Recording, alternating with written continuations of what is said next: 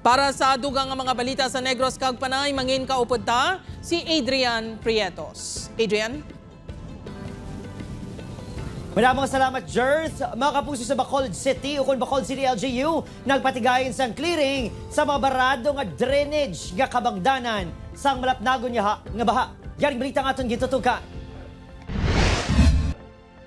Isang barangay Banago sa mga ginabaha sa Bacolod City kun malain ang tiyempo. Gani, laki pinisang ginipaidalom sa clearing operations. Kinasaga, ginipadulungan sa highway maintenance team sa Bacolod City Engineers Office ang lugar.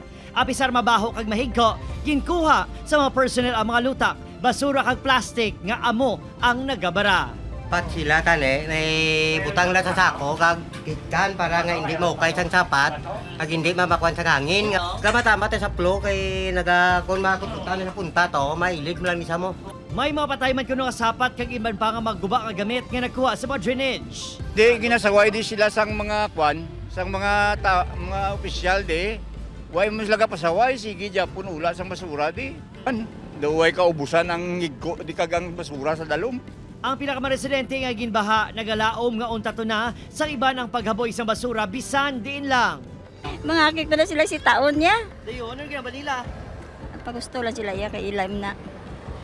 Pero kung magbaha, magbaha tiyo di tanan baha. nagmando man ang alkalde sa syudad nga tutukan ang Banago River. I-reinforce pa rin natin para mas madasig ang clearing sa Banago River. Sa taytay sa Banago, silted na gidya kayo.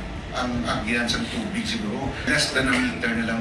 Samtang, nagbilin sa masobra 14 million pesos nga halin sa agrikultura kag fisheries sa Negros Occidental ang malain nga tiyempo sa nagligan nga mga inadlaw. Sa datos ng probinsya, 772 ka mga mangunguma sang mais, palay kag high-valued crops ang apektado ang palangabuhian.